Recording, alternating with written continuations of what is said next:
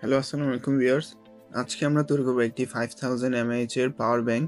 পাওয়ার ব্যাংকটি তৈরি করার মেইন রিজন হচ্ছে আমি একটি ফোন ইউজ করি যেটার ব্যাটারি অ্যাকচুয়ালি অনেক ছোট। তো এটার ব্যাকআপ আমি তেমন ভালো পাই না। তো এইজন্য ভাবলাম যে একটা পাওয়ার ব্যাংক তৈরি করি, এবং যেহেতু পাওয়ার ব্যাংক তৈরি আমি করতেছি, তো এটার একটা ভিডিও করে ফেলি।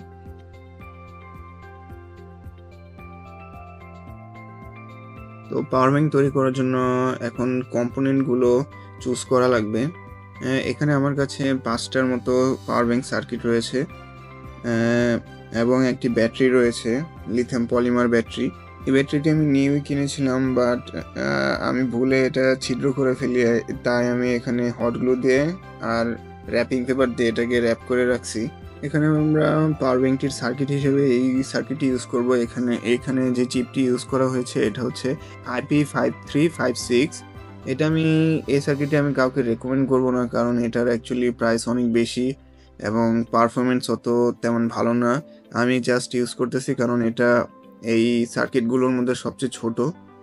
আমি চাইলে এই সার্কিটটি ইউজ করতে পারতাম, বাট এই সার্কিট অতটা ভালো না। আমি এটা 250 টাকায় কিনেছিলাম, বাট এটার ফাস্ট চার্জিং প্রোটোকলগুলোও ভালো না, এবং এটা ম্যাক্সিমাম আউটপুট এটা তেমন ধরে রাখতে পারে না ওভারহিটিং এর কারণে। আপনারা যদি এই পাওয়ার ব্যাংকটি তৈরি করতে চান তাহলে এই সার্কিটটি ইউজ করতে পারেন। এটা আমার ইউজ করা বেস্ট একটি সার্কিট। এখানে আপনি ভুক র্যাপ এগুলো সাপোর্ট পাবেন, আবার এখানে বাইপাস চার্জিং পর্যন্ত আছে, এবং এটার কুলিং সিস্টেম অনেক ভালো, অতটা গরম হয় না। এখানে 5 পিনের কানেক্টর রয়েছে। আমি এই সার্কিটটি ইউজ করতেছি না কারণ আমি এটা দিয়ে আরো একটু বড় পাওয়ার ব্যাংক তৈরি করব। এখন আমি এই যে পলিমার ব্যাটারিটি ইউজ করতেছি, এটা অ্যাকচুয়ালি 5000 mAh এর ব্যাটারি। এটার আমি ক্যাপাসিটি টেস্ট করে দেখেছিলাম আমার ক্যাপাসিটার টেস্টার দিয়ে। এটার ক্যাপাসিটি বের হয়েছিল 5200 mAh, যেটা এটার অ্যাডভার্টাইজের থেকেও বেশি। এই ব্যাটারিটি আমি অ্যারাউন্ড 450 টাকা দিয়ে কিনেছিলাম। এখানে আমি চাইলে লিথিয়াম আয়ন ব্যাটারি ইউজ করতে পারতাম, কিন্তু আমার কাছে লিথিয়াম আয়ন ব্যাটারি আপাতত নেই। এখানে বডি তৈরি করার জন্য ইউজ করবো আমি এই পিসিবি বোর্ডটি। এগুলো অনলাইন শপে অনেক ইজিলি পাওয়া যায়।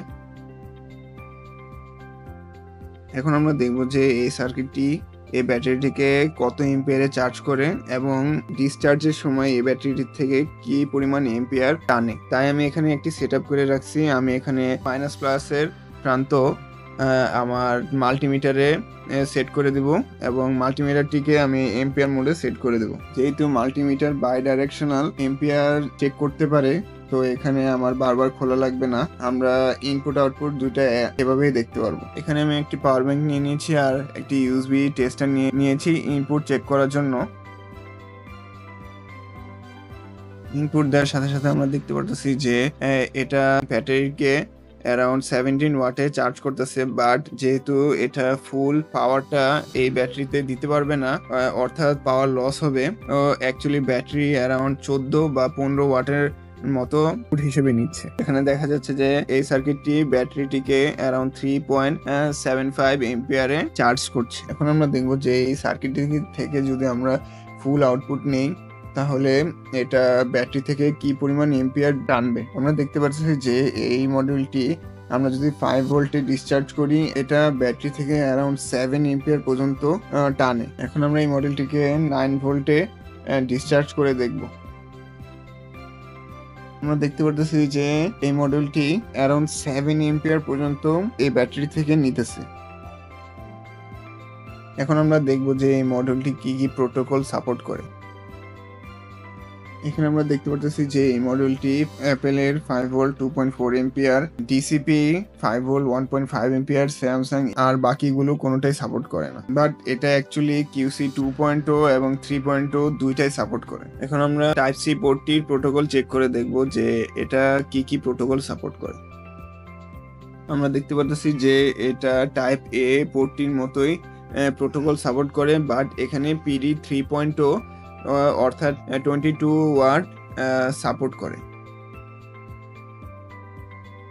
এখন আমরা দেখব যে এই মডিউলটি বিভিন্ন ভোল্টেজে কি পরিমাণ এম্পিয়ার আউটপুট দিতে পারে। তাই এখানে আমি একটি লোড টেস্টার ইউজ করব। এই মডেলটি 5 ভোল্টে 3.9 এম্পিয়ার পর্যন্ত দিতে পারে। যেটা অ্যাকচুয়ালি অনেক ভালো। এখন আমরা এই সার্কিটটিকে 9 ভোল্টে সেট করে দেখবো যে এটা 9 ভোল্টে কি পরিমাণ আউটপুট দিতে পারে। এই মডিউলটি 9 ভোল্টে অ্যারাউন্ড 22.5 ওয়াট পর্যন্ত দিতে পারে। এখন আমরা এই মডিউলটিকে 12 ভোল্টে সেট করে দেখবো যে এটা 12 ভোল্টে কি পরিমাণ আউটপুট দিতে পারে। এই মডিউলটি 12 ভোল্টে অ্যারাউন্ড 23 ওয়াট পর্যন্ত আউটপুট দিতে পারে। এখন আমি পাওয়ার ব্যাংকটির জন্য একটি কেস তৈরি করব। আমি চাচ্ছি পাওয়ার ব্যাংকটি অনেক কম্প্যাক্ট সাইজের করার, তো আমি ট্রাই করব কেসটাকে অনেক ছোট তৈরি করার। আমি এখন কেসটি তৈরি করে ফেলছি এবং মডেলটিকে কেসটির মধ্যে বসিয়ে ফেলছি এবং কাট আউট করে রাখছি পোর্টগুলোর জন্য। এখানে আপনারা ট্রাই করবেন মডেলটি আর ব্যাটারিটির মাঝখানে একটি ব্যারিয়ার দেওয়ার, কারণ এই পাওয়ার ব্যাংকটি যখন আপনারা চার্জ করবেন তখন মডেলটি অনেক গরম হয়ে যাবে। সাধারণত লিথিয়াম পলিমার ব্যাটারি এত গরম হয় না, কারণ এটা অনেক ফাস্ট চার্জ হতে পারে, বাট যেহেতু প্লাস্টিক অত হিট কন্ডাক্টিভ না, যখন পাওয়ার ব্যাংকটিকে চার্জ করবেন তখন মডেলটি অনেক হিট হবে এবং এই হিটটা পাওয়ার ব্যাংকটি থেকে বের হতে পারবে না, তো এটা ব্যাটারিকে অনেক গরম করে ফেলবে। তাই আপনারা ট্রাই করবেন সার্কিটটির আর ব্যাটারিটির মাঝখানে একটি ব্যারিয়ার দিয়ে দেওয়ার, যাতে হিটটা ব্যাটারির কাছে না যায়। এখন আমি ব্যাটারিটিকে বসিয়ে মডেলটির সাথে সোল্ডার করে নেব। আপনারা পজিটিভ নেগেটিভ চেক করে সোল্ডার করবেন। এখানে আপনারা দেখতে পারতেছেন যে আমি মডেলটি আর ব্যাটারিটির মাঝখানে একটি বর্ডার রাখছি, যাতে হিটটা ব্যাটারির কাছে না আসতে পারে। আপনারা যদি এই কাজটি না করেন তাহলে ব্যাটারিটির অনেক ক্ষতি হতে পারে, কারণ এটা অ্যাকচুয়ালি ফাস্ট চার্জিং মডিউল। এটা প্রচন্ড পরিমাণে হিট হয়, যেটা পাওয়ার ব্যাংকের ভিতরেই থেকে যায় এবং ব্যাটারিটিকে অনেক গরম করে ফেলে, যার কারণে আপনার ব্যাটারিটি অনেক তাড়াতাড়ি নষ্ট হয়ে যেতে পারে। আমি উপরের পার্টটি লাগিয়ে স্যান্ড পেপার দিয়ে ঘষে সাইডগুলো স্মুথ করে নিয়েছি, যাতে দেখতে অনেক সুন্দর লাগে।